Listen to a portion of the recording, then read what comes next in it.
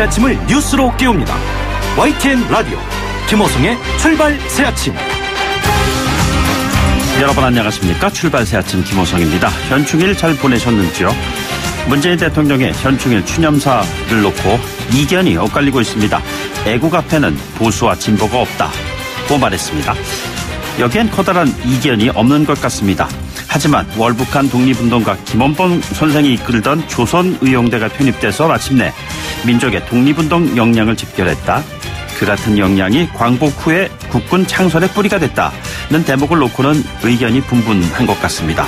이념을 뛰어넘는 애국의 가치에 왜 논쟁적인 특정인이 등장하는 것이냐 하는 것인데요. 대통령 추념사에 이어서 배우 김혜수 씨가 대신 낭독한 김차희 할머니의 당신을 기다리며 보낸 세월이란 제목의 편지에 답이 있지 않을까 하는 생각이 들었습니다. 올해 93, 20살 신혼 시절에 남편을 전장으로 떠나보낸 뒤에 아직까지 유해 수습조차 하지 못한 할머니의 절절한 그리움이었습니다. 할머니께서는 남편과 이별 후 한 맺힌 73해를 넘기면서 과거를 탓하지 않았습니다. 당신을 위해 한 것이 없어 원망할 수 없다는 대목은 이념의 덫에 갇혀서 과거사를 놓고 서로 다투는 우리에게 시사하는 바가 적지 않은 것 같습니다. 할머니의 눈물을 멈추게 하는 것은 유명인사를 둘러싼 이념 논쟁이 아니라 무명용사의 유해 발굴이 아닐까 하는 생각이 들었습니다. 2월 7일 금요일입니다. 잠시 후 출발하겠습니다.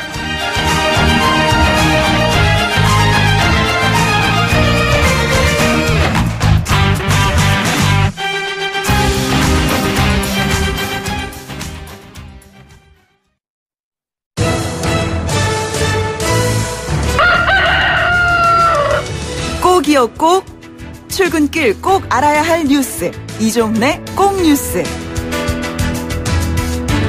네, 오늘 꼭 아셔야 하는 뉴스 정리해보겠습니다. 이종건 박사 나오셨습니다. 어서 오십시오. 네, 안녕하세요. 예, 조금 전에 저도 오프닝 멘트를 통해서 언급했습니다만 문재인 대통령의 현충일 추념사 정치권 논란을 유발하고 있습니다.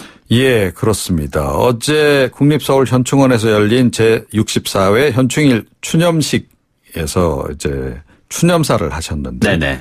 이게 이제 논란이 좀 되고 있는 겁니다. 그 가장 논란이 되는 대목은 광복군의 약산 김원봉 선생이 이끌던 조선의용대가 편입이 됐다. 네네. 그리고 통합된 광복군 대원들의 불굴의 항쟁 의지 또 연합군과 함께 기른 군사적 역량이 광복 후에 대한민국 국군 창설의 뿌리가 되고 나아가 한미동맹의 토대가 되었다라고 이야기한 이 부분입니다. 여기에 대해서 자유한국당은 6.25에서 세운 공훈으로 북한의 훈장까지 받고 북의 노동상까지 지낸 김원봉이 졸지의 국군 창설의 뿌리, 한미동맹의 토대의 위치에 오르게 됐다. 기가 막힐 노릇이다. 라고 지적을 했고요. 네네. 바른미래당도 6.25 전사자가 가장 많이 묻혀 있는 곳에서 6.25 전쟁 가해자에 대해서는 한마디도 못하면서 북한의 6.25 전쟁 공훈자를 굳이 소환하여 축혀 세우며 스스로 논란을 키우고 있지 않은가. 라고 또 지적을 했습니다. 네네. 네. 의열단 단장으로서 영화도 있고 우리 다 잘 알고 있습니다. 그럼에도 불구하고 좀 재평가 작업은 통일 이후에나 좀 이루어지면 어떨까 이런 생각을 개인적으로 좀 가지고 있고요. 예. 그리고 우리 항일운동사는 좌우 합작의 역사만 있는 것이 아니고 소련 공산당의 지시에 따라서 사실은 공산주의 계열이 좌우 합작을 깼던 적도 몇 차례 있습니다.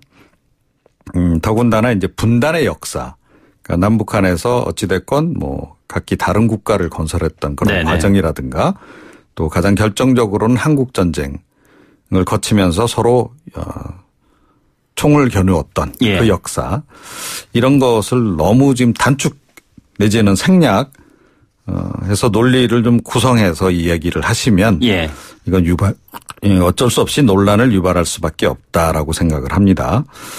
지금 한국기독교총연합회 대표회장인 전광훈 목사 발언도 좀 논란인데요. 문재인 대통령의 하야를 주장했죠. 이 부분은 자유한국당을 제외한 또 여야 사당이 종교인의 선을 넘었다라고 일제히 지금 비판을 하고 있습니다.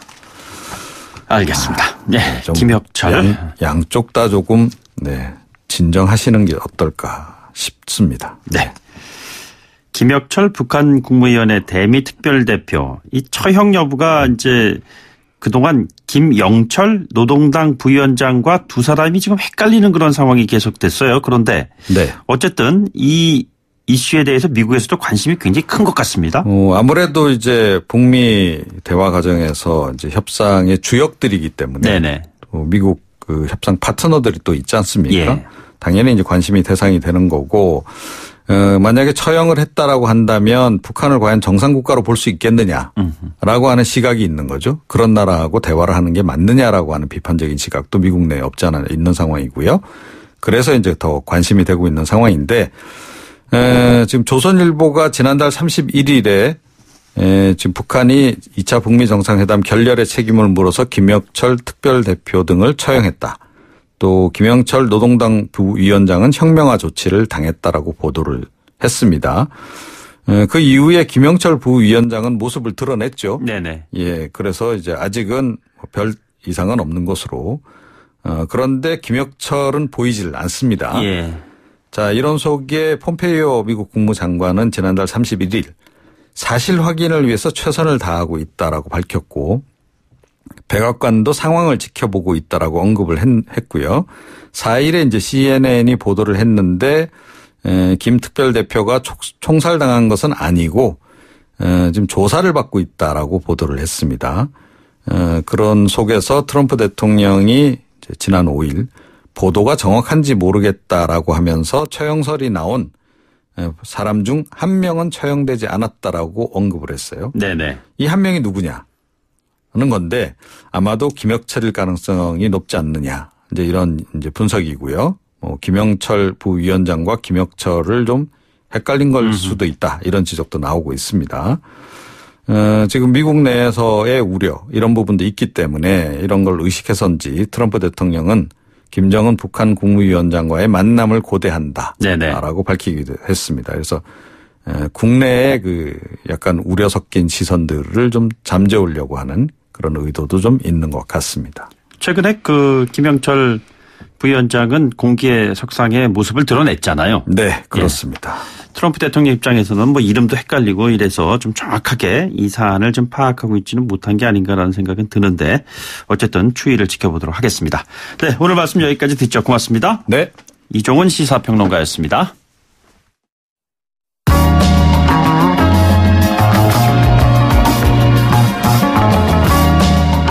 지금 여러분께서는 94.5MHz YTN 뉴스 FM 김호성의 출발 새 아침을 듣고 계십니다. 김호성의 출발 새 아침은 청취자 여러분과 함께 만들어갑니다. 짧은 문자 50원, 긴 문자 100원의 유료 문자 샵 0945, 우물정 0945나 YTN 라디오 어플리케이션 예스, 유튜브 보이는 라디오 채팅창을 통해 여러분의 목소리를 들려주세요. 오전 7시 15분부터 9시까지 김호성의 출발 새 아침입니다.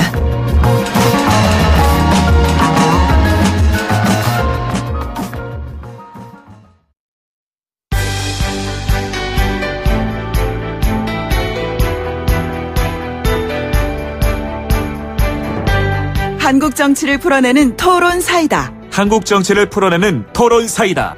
YTN FM 출발 새 아침. 여의도 중계석.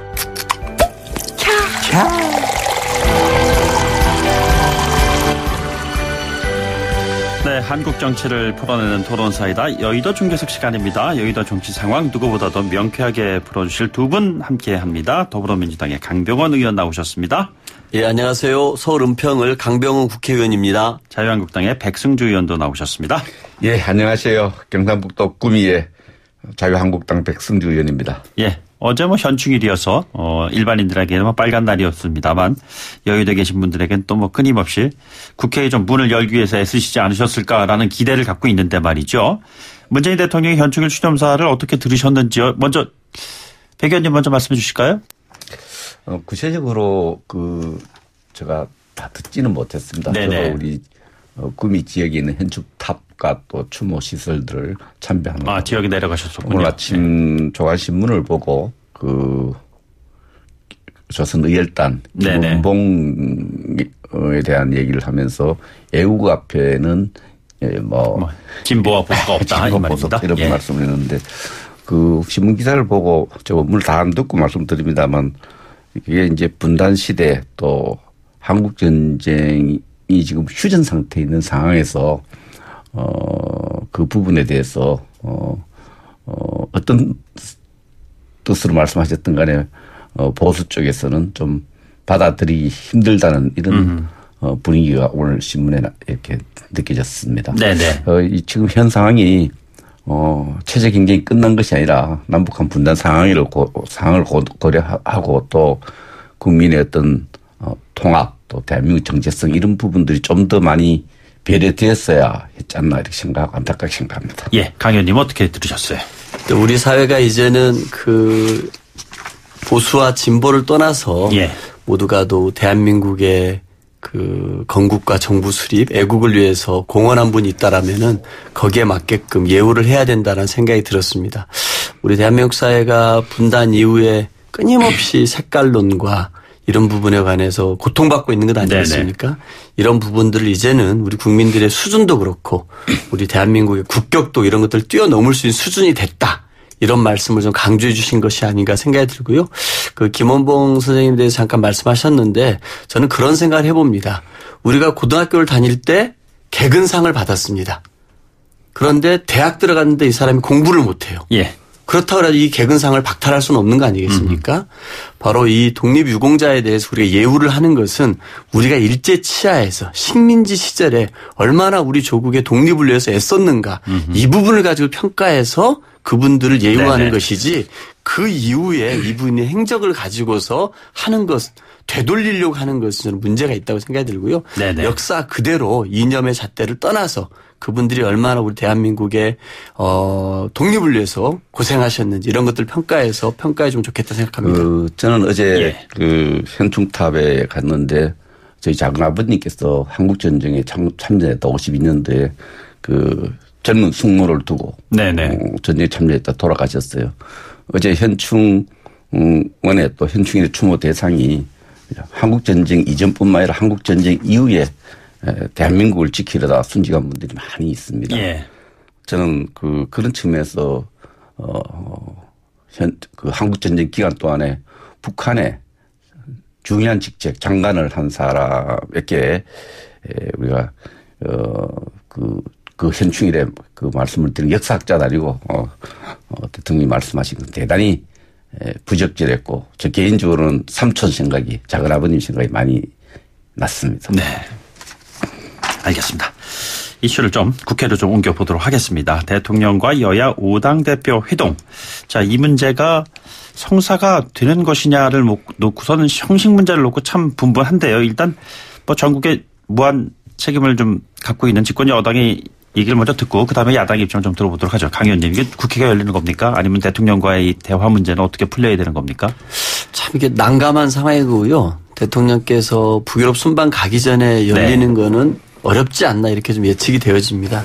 저는 그 협상이라는 것은 자기의 주장 100%를 다 관철시킬 수가 없게 됩니다. 예. 서로 입장 차이가 있기 때문에요. 그래서 대통령께서 그 취임 2주년을 취임 대담에서 네네. 그 여야 5당 대표회담 혹은 그 여야정 국정상설협의체를 복원하자고 말씀하시지 않았습니까? 예, 예. 이거에 대해서 한국당 황교안 대표의 입장은 1대1 단독 회담을 하게 해달라고 했습니다. 네네. 거기에 대해서 다시 청와대가 낸 것은 그러면은 이 여야정 국정상설협의체는 지금까지 해왔던 것이니까 예. 이것은 이것대로 하고 그 이후에 연이어 1대1 단독 회담을 합시다라고 네네. 제안을 했습니다. 그러면은 한국당에서 제안한 황교안 대표가 제안했던 1대1 회담이 수용된 것 아닙니까? 예. 그리고 또 대통령께서 제안했던 것도 또 유지가 되는 것이고요.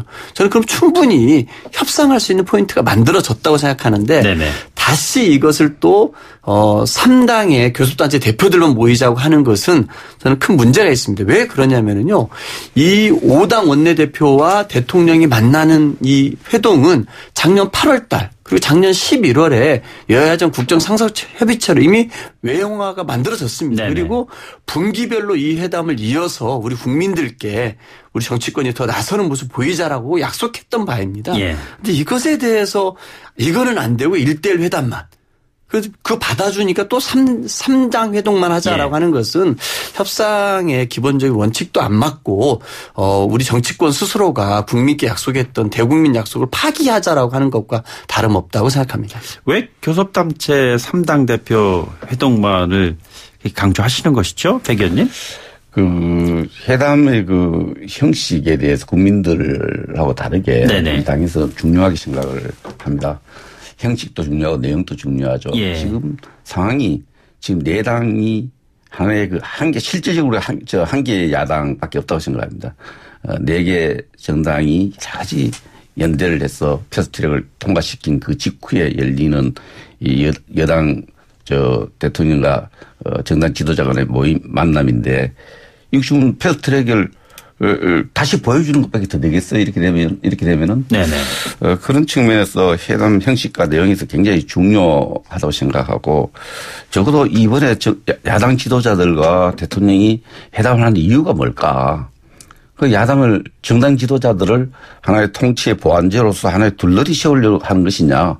아니면 진정성을 갖고 야당의 목소리를 들어서 정말 협치를 해서 어려운 국회 상황을 좀 바꿔보려고 하는 그런 의지가 있느냐 이런 부분에서 그 의지를 볼 수 있는 부분이 들여다볼 수 있는 부분이 회담 형식과 관련한 문제입니다. 우리 당이 뭐 정당 지도 어느 지도 개별적으로 다 불러서 만날 수 있지 않습니까? 그래서 이런 측면에서 야당 지도자의 그 충분한 시간을 갖고 충분히 야당의 목소리를 좀 전달하고 싶어서 1대1 회담을 제안을 했는데 이 부분에 대해서 상설협의체 국민과 약속하는데 지금은 그런 측면보다는 정말 제1야당과의 진정성 있는 대화하려는 의지를 보고 싶어 하는 겁니다. 몸무게가 다르고 키 차이가 다 다른데 같이 배급량을 주면 만족하겠습니까? 어린이에 주는 식사 양하고 어른에게 주는 식사 양이 달라야 될 거 아닙니까? 우리는 114석 제1야당입니다. 또 다른 정당들이 들으면 서운할 수 있지만은 그런 국민 대표성의 원리에서 차이가 나는 부분을 인정해 줘야 되거든요. 그런 부분을 인정을 해 주고 하나의 이번에 회담을 통해서 하나의 협치에 대한 어떤 진정성을 보여주는 측면에서 제1야당 제안을 받아들이는 게 당연하다고 생각을 합니다. 원내의 어떤 회의 운영은 또 교섭단체라는 것은 20석 이상 있어야 되는데 교섭단체를 기준으로 하는 것은 하나의 또 국회 운영의 어떤 여러 전통과 관습 그런 부분이 있기 때문에 제1야당과의 그보다 교섭단체를 기준으로라도 3당 간의 대화 이런 부분에 대한 제안을 저는 합리적인 제안이라고 생각합니다. 청와대가 좀 더 정무적 어떤 판단을 해서 정말 야당을 둘러리 대상이 아니라 야당 지도자를 통치해도 둘러리 대상이 아니라 진정한 국정 논의의 대상을 생각한다면 제1당 대표와의 어떤 요구를 들어주기 맞지 않나. 강 의원님께서 반론 좀 하셔야 될 것 같은데. 제가 서두에도 말씀드렸습니다만 협상은 자기 주장을 100% 관철할 수 없습니다. 대통령께서 여야정 국정상설협의체 가동을 제안을 했고 그리고 이건 이미 약속돼 있었던 겁니다. 작년 11월 달에 대통령과 여야 원내대표가 하면서 그런데 한국당에서는 1대1 회동을 요구를 했습니다. 이 두 가지 의견이 대립되다가 합의안으로 제안으로 5당 회동을 하고 1대1 회동 또 합시다. 이렇게 제안한 거 아닙니까? 저는 홍준표 전 대표 같은 경우도 이 대통령과 함께 여야 원내대표 회동을 2차례를 거부를 하고 그 이후에 그 대통령과 또 단독 회담도 하지 않았습니까? 저는 이런 융통성이 있다고 봅니다. 그래서 여야정 국정상설협의체는 약속대로 복원을 하고 그리고 또 1대1 회동도 하시라 이런 겁니다. 저는 그런 의미에서 좀 마음을 좀 열어주셨으면 좋겠고요. 저는 왜 그러면 도대체 황교안 대표 이런 걸 받지 않으려고 하는가라고 하는 게 지금 상황에서 이렇게 장애투쟁을 쭉 해오면서 뭔가 좀 지지자들 결집시켰다고 얘기를 했고 그리고 국회가 정상화되지 않은 거에 대해서 좀 비난이 한국당에 좀 많이 쏠려 있는 상황 아닙니까? 여기에 들어가서 황교안 대표가 자기 주장만 하고 나와버리면은 정상화를 해주지 않으면은 국민들에겐 욕먹고 또 지지자들한테 정상화를 시켜주면은 지지자들의 욕먹는 이 진퇴양난의 상황에 있기 때문에 이러지도 못하고 저러지도 못하는 상황에서 강경한 모습을 보이기 위해서 이런 합리적인 제안 맞춰도 걷어차버릴 상황이 아닌가라는 생각이 들고요. 저는 좀 한국당이 이 국회에서 수많은 약속을 했는데 이 약속을 파기하는 것은 거의 좀 습관화돼 있습니다. 작년 연말에 선거법 개정 약속도 다 해놓고 깼던 게 한국당 아닙니까? 정말 이렇게 국민에게 약속했던 바 이런 것들은 저는 이 정쟁과 무관하게 무조건 지켜야 된다라고 네네. 생각합니다.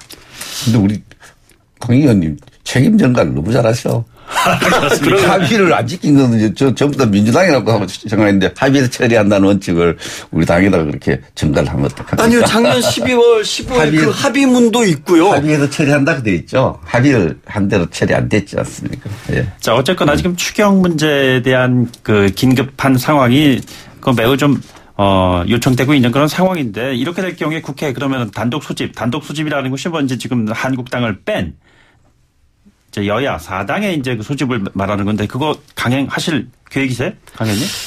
제가 봐서는 뭐 최후의 카드라고 생각이 듭니다. 그런데 정말 이렇게 어쨌든 한국당이 이 국정 운영 국회 정상화에 저는 협조하는 게 가장 최선의 방법이죠. 네네. 저는 그런 의미에서 이 여야 4당 끊임없이 한국당이 이제 더 이상 장외에 머물러 계시지는 않지만 중간지대에 계신 모양 아닙니까? 자꾸 이제 국회로 들어오시게 설득하는 게 저는 우선적이라고 생각합니다. 그렇다면 한국당의 입장에서는 그 4당의 단독 국회 소집까지도 되는 상황을 그냥 바라보고 계실 수 있는 건가요?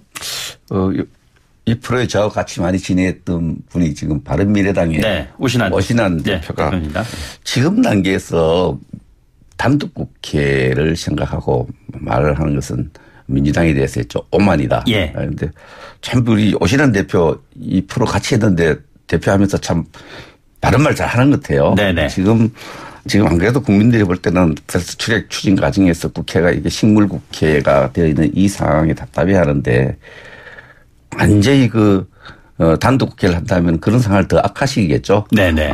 조금이라도 이성이 있다면은 이성적으로 생각한다면은 지금 단독 국회 생각할 상황은 아니다 이렇게 생각을 합니다. 예, 지금 정개특위, 사개특위 이런 일정들이 지금 다 있는데도 불구하고 지금 브레이크가 걸려 있는 상황이잖아요. 네. 이 같은 현안들을 지금 처리하려면은 어쨌든 국회가 문을 열고 여야가 머리를 맞대고 지금 문제를 풀어나가야 될 텐데 국정 운영에 대한 뭐 아까도 제가 말씀드렸습니다. 포괄적인 전반적인 무한 책임을 지고 있는 집권 여당의 입장의 책임도 사실상 적지 않다는 판단이 많이 나오고 있지 않습니까? 예, 그래서 지난번에 아마 몇 주 전이었는데요. 오신환 대표하고 저희 회동할 때 이 국회의 이런 폭력 사태, 장기 공백 사태에 대해서 유감 표명하는 것을 중재안으로 냈다. 이런 말씀하셨습니다. 근데 저희는 충분히 이런 국회 내에서 불상사에 대해서 유감 표명하는 것은 가능합니다. 하지만 지금 한국당의 황교안 대표나 나경원 원내대표가 주장하는 것은 패스트 트랙에 대해서 철회하고 사과하라는 건 아닙니까? 그건 안 된다는 말씀이시죠? 네. 오신환 원내대표도 패스트 트랙 철회는 불가능하다고 얘기하고 있습니다. 그리고 이것에 대해 사과하라고 하는 것은 국회법에 이미 나와 있는 그 절차에 따라서 진행한 것에 대해서 사과하고 철회하라는 것은 있을 수 없는 얘기죠. 오히려 이 과정에서 폭력을 행사하고 물리적으로 막았던 건 한국당입니다. 한국당이 오히려 사과하고 국민들께 석고되지 않은 상황인데 오히려 장애투쟁으로 나가버리지 않았습니까? 이런 상황에 대해서 오히려 사과해야 될 건 한국당인데 저희에게 철회하고 사과하라는 게 있을 수 없는 거고요. 저는 정말 오신환 대표가 초기에 중재안을 제시했던 것처럼 이 국회의 폭력 사태에서 유감 표명하는 수준에서 저는 들어와야 한국당이 정말 입만 열면 민생 얘기하지 않습니까? 경제 어렵다고 얘기하지 않습니까?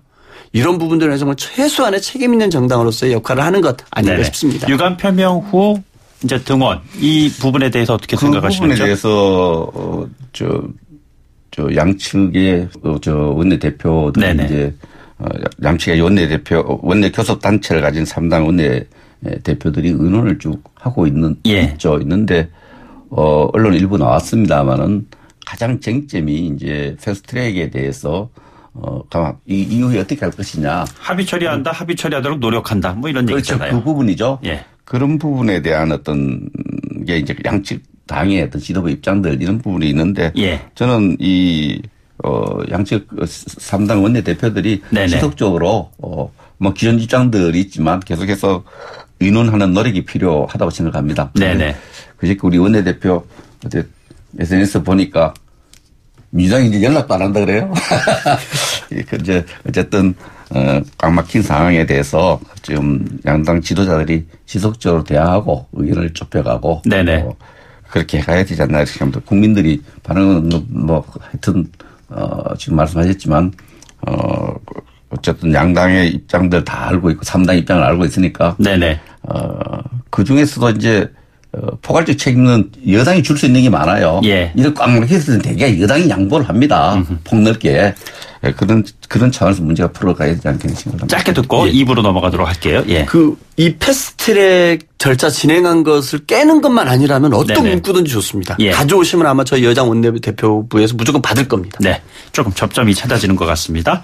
강병원 의원, 백승주 의원 두 분과 함께 하고 있습니다. 잠시 광고 듣고 돌아오죠. 뉴스를 만들어내는 뉴스. 이슈를 끌고 가는 이슈. 아침을 여는 정통 아침 시사. YTN 라디오 김호성의 출발 새아침. 네, 금요일 여의도 중계석 정시 이슈 풀어보고 있습니다. 더불어민주당의 강병원 의원, 자유한국당의 백승주 의원 두 분과 함께하고 있습니다. 네, 먼저 그 자유한국당의 최근에 그 막말 사태로 인한 파문이 지난 한 주 동안 대단히 좀 컸습니다. 이 같은 그 사안에 대해서 결국에는 이 막말 파동이 계속되는 것은 솜방망이 징계, 황교안 대표 당 지도부 이쪽 책임이 제일 큰 것이 아니냐라는 지적에 대해서 백 의원님 어떻게 생각하시는지요? 사실 막말은 막말로 해서 어떤 상처받는 분들이 있다면 그 부분에 대해서는 말을 한 정치인이 적극적으로 이제 정치적으로 책임을 져야 되는 부분입니다만 우리가 좀 막말 플레임이 좀 갇혀 있는 부분이 있어요. 네네. 나쁜 언론 환경, 우리가 기울어진 언론 환경 속에서 우리 당의 의원들이 막말한 것에 대해서 플레임에 걸려서 과대하게 이렇게 상처 부분이 강조되고 있고 또 그렇지 않은 부분도 있지만 그러나 전국적으로 우리 당대표가 그런 부분에 대해서 상당히 우리 당 소속 당원들에게 경고를 했습니다. 당부를 좀 드렸습니다. 당부를 드려서 여당 정치인이든 야당 정치인이든 저는 사실 우리 보고 도둑이라 하는 그런 막말 들어도 언론은 좀 조용하대요. 여당 대표가 그럴 때는. 그러나 어쨌든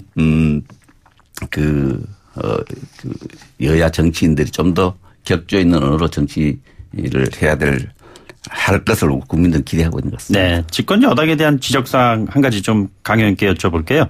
최근에 이제 양정철 민주연구원장의 행보가 좀 눈에 띄게 두드러지게 나타나고 있는데, 박원순 시장, 이재명 경기도지사도 만나고요. 발빠른 행보를 좀 보이고 있는 것 같습니다. 이에 대해서 궁중 정치를 하고 있다. 이런 지적에 대해서 어떤 생각 가지고 계시는지요?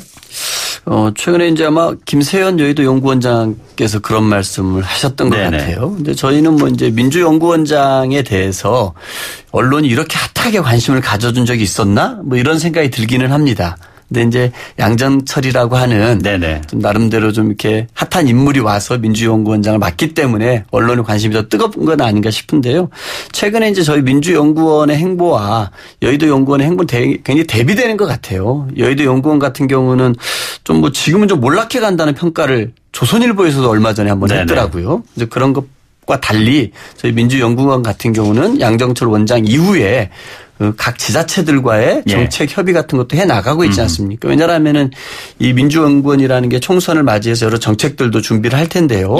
저희 중앙당의 정책뿐만 아니라 이 지방 분권 시대를 맞이해서 지역 균형 발전 시대를 맞이해서 각 지자체들이 생각하는 정책들에 대해서는 진지하게 중앙당에서 받아들이고 함께 논의하면서 만들어낸다 생각하거든요. 그런 측면이 또 하나 있는데 이게 또 양정철이라고 하는 인물 때문에도 핫하게 부각되는 거 아닌가 싶고 그 이면에 또 요즘에 여의도 연구원이 굉장히 좀 몰락해 가는 것과 대비돼서 더 부각되는 거 아닌가 싶습니다. 그런데 이 부분은 제가 우리 김세현 연구원장이 궁중정치라는데 좀 더 직접적으로 표현하면 섀도우 정치의 하나의 부활 같아요. 섀도우 정치라는 게 뭡니까? 특정이라든지 핵심 세력 또 소수의 세력 이렇게 권력을 이임받는 사람이 정치를 전행하는 것을 우리가 이조시대 정치에 조선시대 정치 조선시대 후기 조선시대의 정치 행태를 섀도우 정치라는데 누가 봐도 지금 다음 총선과 관련해서 양정철 원장이 권력을 많이 이임받았다고 생각을 하고 있고 이런 부분들이 이제 권력을 이임받았는데 국정원장도 만나고 뭐 지자체장들 차기 지도자들도 만나고 지도자들 차기 대선 후보들 면접 본다는 이야기가 있어요. 이런 전행하는 모습은 저는 참 안 좋은 모습이다. 예. 하나 섀도우 정치의 전형으로 보고요. 또 지방자치단체, 광역자치단체 연구원과 연구협약을 맺는 것도 선거관리위원회에서 사실 경고로 받아들여야 됩니다. MOU 맺는 거는 괜찮은데 네네. 정책을 개발하고 발표하면 이거는 바로 선거법 위반이다. 이렇게 해석까지 해놨어요. 예. 경고죠. 일종의 집권 여당한테 지금 선거 위반이라는 이야기는 못하고 MOU까지는 괜찮은데 공약을 개발하면 선거법 위반이다 이런 이야기 나오는데 이 섀도우 정치가 가졌던 폐해가 가장 큰 것이 학자들은 통합을 망가뜨린 겁니다. 네네. 민주당 내의 통합과 단결도 망가뜨릴 뿐만 아니라 한국 정치의 어떤 통합을 망가뜨릴 수 있기 때문에 극소수 인사에 의한 어떤 전행하는 정치 형태의 부활 그렇게 안 되길 바랍니다. 그러나 섀도우 정치로 보입니다. 그렇게 보인다고 하는데 어떤 생각 가지고 계세요? 저는 뭐 과하신 것 같아요. 과하신 것 같고 너무 이렇게 한국당이 요즘 보면 모든 사안이 다 총선과 연관돼 있다. 총선용이다라고 하는 얘기를 하고 있는데요. 뭐 추경 내용도 총선용 추경이다. 네네. 뭐 내년에 정말 재정의 확대가 필요한데 이것도 다 총선용이다. 다 이렇게 얘기하고 있는데 그러면 총선 있는 해는 그리고 그 전에는 국가 예산도 심의하지 말아야 되고 예산 편성도 안 해야 되는 겁니까? 그럼 이런 정책 해박 같은 경우도 정책 개발하는 노력도 안 해야 되는 건가요? 저는 아니라고 봅니다. 만약에 여의도 연구원이 지금 왕성하게 활동을 하고 있고 언론의 주목을 받고 있으면 절대 이런 얘기가 안 나올 겁니다. 그런데 여의도 연구원 같은 게 요즘 정말 침체예요. 그래서 그 내에서도 우리가 뭘 할 수 있겠냐 이런 자조적인 섞인 얘기들이 나온다는 거 아닙니까? 그런데 여의도 연구원이 침체라고 말씀하셨는데 어떻게 보면 굉장히 구체적인 발언들을 하고 있어요. 김세연 여의도 연구원장 같은 경우엔 황교안 대표가 내년 총선에 종로에 출마하는 것이 전공법이다 이렇게 얘기를 했어요. 이 부분은 어떻게 여의도 연구원이 지금 사실 여러 가지 당의 재정 상태 여러 가지 위축된 부분 때문에 여기서 그렇게 보일 수 있습니다만 그러나 그럼 김세연 원장 들어서 활발하게 활동하고 자기 입장도 내고요. 그렇게 하고 있습니다. 저도 같이 지금 안보에 대한 어떤 실정 백서도 같이 만들고 있고 열심히 일을 하고 있는데요. 한 가지 제가 민주당에 지금 제일 아쉬운 부분이 좀 방송을 전하고 싶은데 산불 계속 피해. 속초 고성이요? 예, 속초 산불 피해자들 위해서 추경을 하자고 하는데. 우리 당에서 산불 피해 대책위원회를 열어서 관련되는 부서에 차관들 6명을 요청을 해서 다 오기로 했어요. 그럼 아침에 갑자기 안 왔어요. 저도 차관을 해봤지만은 국회 야당 원내대표가 주관하는 회의에 그것도 산불 피해를 좀 대책을 수립하기 위한 회의에 어떻게 차관들만 보내는지 전 상상이 안 가는 일이 벌어졌다 이렇게 생각을 하고요. 산불 추경하는데 사실은 우리가 1조 8천억 정도의 국가 재난에 대한 예비비가 편성되어 있습니다. 이 예비비를 먼저 좀 해서 저도 현장에 가봤습니다만 피해 국민들에게 우선적으로 좀 예비비를 집행하고 추경자구 핑계대고 한국당 핑계대서 하지 말고 예비비 집행을 빨리 해서 피해 국민들에게 빨리 좀 더 쾌적한 생활을 할 수 있도록 대구를 같은 집에 살다가 그 천막 상을 보니까 마음이 먹먹했어요. 정부가 빨리 그거 해줬으면 좋겠어요. 아니, 백 의원님, 예봉을 좀 피해 가신 것 같은데 황교안 대표 종로 출마 가능성이 있다고 보시나요? 그 부분은 제가 지금 할 일이 아닌데 가장 험지로 나가서 승리를 일궈내는 것이 지도자가 해야 될 몫이라 이런 생각은 평소에 하고 있습니다. 알겠습니다. 강 의원님은 종로가 정치 1번지라고 하는데 여권에서 후보 저울질 하고 있는 것 같습니다. 누구누구가 가능하다고 보시는지요? 일단은 정세균 전 의장님께서도 지역구를 지키고 있고 의지를 불태우시는 걸로 알고 있습니다. 임종석 전 비서실장도 그 지역으로 이사를 해서 좀 준비를 하는 것 같고요. 이낙연 총리도 얘기가 나오는 거 아니겠습니까? 저는 그런 의미에서 우리 황교안 대표가 어떻게 선택할지는 모르겠습니다만 황교안 대표에 대한 세간의 평가가 황세모다 이런 평가가 있지 않습니까? 그 탄핵에 대한 평가 이런 부분에 관해서 어정쩡한 답변으로 아주 국민들에게 좀 원성을 샀었는데 여전히 저는 그런 황세모라는 평가가 이 막말을 하는 사람들에 대한 징계도 솜방망이 하는 것. 그리고 또 이런 문제들에서 자기 입장 명확히 밝히지 못하는 것으로 여전히 황세모라는 평가를 벗어나지 못할 것 같아요.